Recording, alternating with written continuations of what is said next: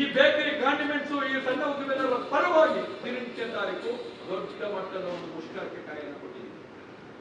ಸುಮಾರು 58,000ಕ್ಕೂ ಹೆಚ್ಚು ಅಂಗಡಿಗಳು ಇದರಲ್ಲಿ ಭಾಗವಹಿಸ್ತಾ ಇದೆ.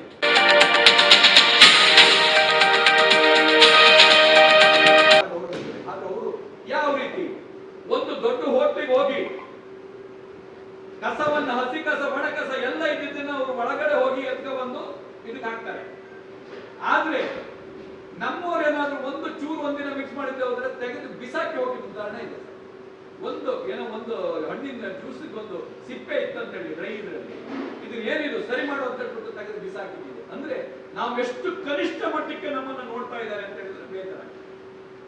ಆಮೇಲೆ ಬಂದ್ರೆ ಈ ಕಡೆ ರೌಡಿಗಳು ಅದು ಯಾವ ರೀತಿ ಅಂತ ಹೇಳಿದ್ರೆ ಒಂದು ಸಿಗರೇಟ್ ಕೊಡಲ್ಲ. ನಾವು ವ್ಯವಹಾರ ಮಾಡುವಾಗ ನಮ್ಮ ಅಮ್ಮನ್ನ ಅಕ್ಕನ್ನ ಇಡೀ ಕುಟುಂಬನ ಬೀದಿಗೆ ತಂದು ನಿಲ್ಲಿಸುವಂತ ಪರಿಸ್ಥಿತಿ ಬಂದಿದೆ. ಇಡೀ ಬೀದಿಯಲ್ಲಿ ತಂದು ನಿಲ್ಲಿಸಿ ನಾವು ವ್ಯಾಪಾರ ಮಾಡ್ಬೇಕಾಗಿ. ಮತ್ತೆ ಸಾಲಗಾರರು ಆಮೇಲೆ ಕೊಡ್ತೀನಿ ಕೊಡ್ಲ ಅಂತ ಹೇಳಿದ್ರೆ ನಾನು ಯಾರು ಗೊತ್ತಾನ ಏಕವಚನದಲ್ಲೇ ಮಾತಾಡುವಂತ ಪರಿಸ್ಥಿತಿ ಬಂದಿದೆ. ಇದೆಲ್ಲದನ್ನು ಇದನ್ನ ಎಷ್ಟು ಹೆದರ್ಕೊಂಡು ಬರುತ್ತೆ ಅಂದ್ರೆ ಇವತ್ತು ಸರ್ಜಾಪುರದಲ್ಲಿ ನಿನ್ನೆ ರಾತ್ರಿ ಕಳ್ತಾನ ಅವರು ಮಕ್ಕಳು ಫೀಸಿಗೆ ಇಟ್ಟಿದ್ದ ದುಡ್ಡನ್ನೆಲ್ಲ ತಗೊಂಡು ಹೋಗಿದ್ದಾರೆ. ನೀವು ಮೊನ್ನೆ ಒಂದು ಕೋಟ್ಬೇಕಾಗಿದೆ, 1,000 ರೂಪಾಯಿ ಅಮ್ಮಮ್ಮಂದ್ರೆ ಹಾಕ್ಬೇಕಾಗಿದ್ದಿಲ್ಲ, ಕೋರ್ಟಿಗೆ ಹೋಗಿ ಅಂತ ಹೇಳ್ಬೇಕಾಗುತ್ತೆ. 10,000 ರೂಪಾಯಿ ಡಿಮ್ಯಾಂಡ್ ಮಾಡ್ತಾ ಇದ್ದಾರೆ ನಮ್ಮ ಕೆಲವೊಂದು ಸ್ಟೇಷನ್ಗಳು. ಯಾಕೆ ಈ ರೀತಿ ಮಾಡ್ತಾ ಇದ್ದೀರಿ?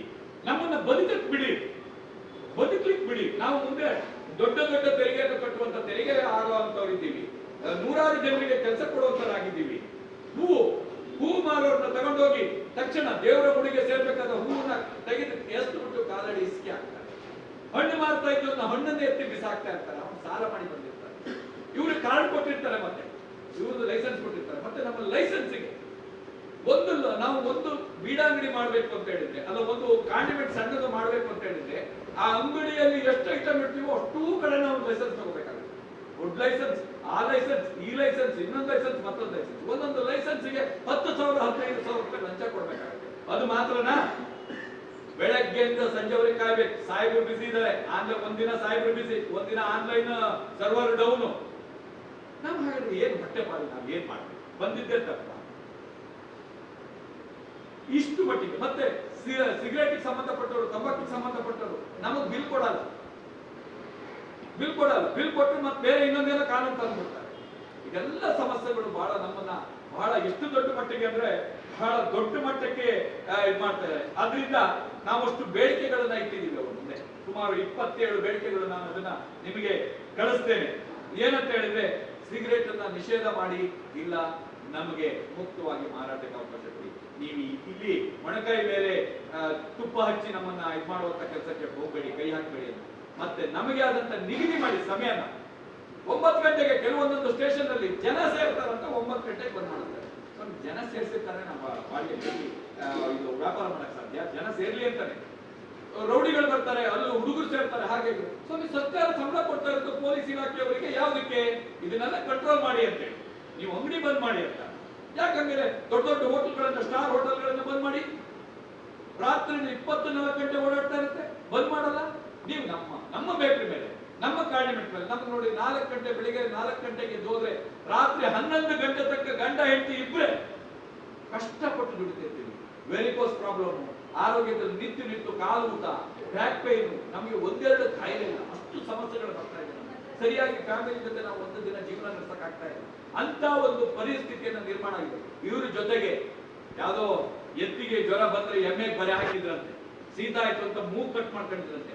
ಆ ರೀತಿಯ ಪರಿಸ್ಥಿತಿ. ಅಂದ್ರೆ ಜನ ಸೇರ್ತಾರೆ ಅಂತ ಹೇಳ್ಬಿಟ್ಟು ಇದು ಮಾಡೋದು. ಹಂಗೆ ಜನ ಸೇರ್ಲಿಲ್ಲ ಅಂದ್ರೆ ನಾನು ಏನು ಕೇಳಿ ಇದು ಮಾಡ್ಬೇಕು. 18ನೇ ತಾರೀಕು ದೊಡ್ಡ ಮಟ್ಟದ ಒಂದು ಮುಷ್ಕರಕ್ಕೆ ಕರೆಯನ್ನು ಕೊಟ್ಟಿದ್ದೀನಿ.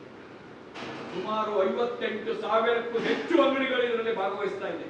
ಸ್ವತಃವಾಗಿ ತಾವೇ ಬಂದ್ ಮಾಡಿಕೊಂಡು, ಹಾಗಿದ್ರು ಗೊತ್ತಲ್ಲ, ಒಂದಿನ ತೆರೆದ್ರು ಅದು ಲಾಭ ಅಂತ ಬೇರೆಯವರಿಗೆ ಹಾಕ್ಬೇಕು. ಬಾಡಿಗೆ ಹೊರ ರಾಜ್ಯದಿಂದ ಕೆಲವರು ಬಂದವರು ಇವಾಗ ಬಾಡಿಗೆಯನ್ನು ಯಾವ ಮಟ್ಟಕ್ಕೆ ಏರಿಸಿದ್ದಾರೆ ಅಂತ ಹೇಳಿದ್ರೆ ಹೇಳಲಿಕ್ಕಿಲ್ಲ. ಸಣ್ಣ ಗೂಡಿಗೆ 25-30 ಸಾವಿರ ರೂಪಾಯಿ ಕಟ್ಟಬೇಕು. ಬಹಳ ಕಷ್ಟ. ಇಂಥ ಒಂದು ಕಷ್ಟದಲ್ಲಿ ಆ ಕಷ್ಟವನ್ನು ನಿವಾರಿಸುವ ಒಂದು ಉದ್ದೇಶದಿಂದ ನಾವು ಈಗ ಒಂದು ಹೋರಾಟಕ್ಕೆ ಕರೆಯನ್ನು ಕೊಟ್ಟಿದ್ದೀವಿ. ಇದಕ್ಕೆ ಬಹಳಷ್ಟು ಸಂಘಟನೆಗಳು ಕೂಡ ಬೆಂಬಲವನ್ನು ಕೊಡ್ತಾ ಇದ್ದಾರೆ. ಅವರ ಹೆಸರನ್ನು ನಾನು ಮತ್ತೆ ಇದು ಮಾಡ್ತಾ ಇದ್ದೇನೆ, ರಿವ್ಯೂ ಮಾಡ್ತೀನಿ. 18ನೇ ತಾರೀಕು ಸಂಪೂರ್ಣವಾಗಿ ಎಲ್ಲ ಅಂಗಡಿ ಮುಂಗಟ್ಟುಗಳು, ಸಣ್ಣ ಉದ್ದಿಮೆದಾರರ ಮತ್ತು ಬೀದಿ ಬದಿ ವ್ಯಾಪಾರಿಗಳು, ಬೀದಿ ಬದಿ ವ್ಯಾಪಾರದ್ದು ಅಷ್ಟೇ, ಇವತ್ತು ಇಲ್ಲಿ ಇಟ್ಕೊಳ್ಳಿ ಅಂತ ಹೇಳ್ತಾರೆ, ನಾಳೆ ಬಂದು ಕಿತ್ತಾಕ್ತಾರೆ.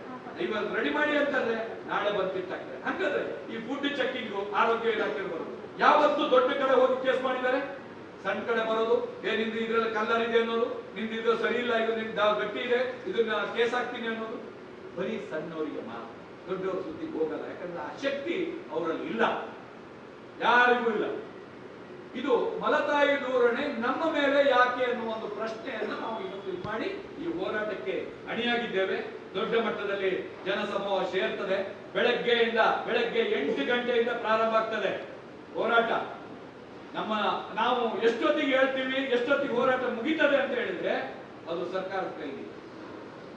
ಸರ್ಕಾರ ಏನಾದ್ರೂ ಬೇಗ ಎಬ್ಸಿದ್ರೆ ಅದನ್ನ ಸರಿಯಾದ ರೀತಿಯಲ್ಲಿ ನಮ್ಮ ಬೇಡಿಕೆಯನ್ನು ಈಡೇರಿಸಿ ಎಬ್ಸಿದ್ರೆ ಸರಿ, ಇಲ್ಲ ಅಂದ್ರೆ ಬೇಡಿಕೆ ಈಡೇರೋ ತನಕ ನಮ್ಮಲ್ಲೇ ಕೂತ್ಕೋಬೇಕಂತ ಇದೆ.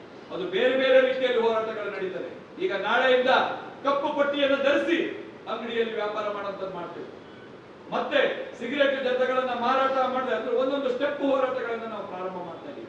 ಈಗಾಗಲೇ ಸುಮಾರು 70,000 ಪೋಸ್ಟರ್ಗಳನ್ನು ನಾವು ಇಡೀ ಎಲ್ಲ ಅಂಗಡಿಗಳಲ್ಲಿ ಅಂಟಿಸುವಂತ ಕೆಲಸವನ್ನ ಈಗಾಗಲೇ ಮಾಡಿದ್ದೇವೆ. ನಮ್ಮ ಸ್ವಯಂ ಸೇವಕ, ನಮ್ಮ ಏನು ಅಂಗಡಿ ಮಾಲೀಕರು ಎಲ್ಲರೂ ಸೇರಿ ನಾವು ಮಾಡುವಂತ ಕೆಲಸವನ್ನ ಮಾಡಿದ್ದೀವಿ.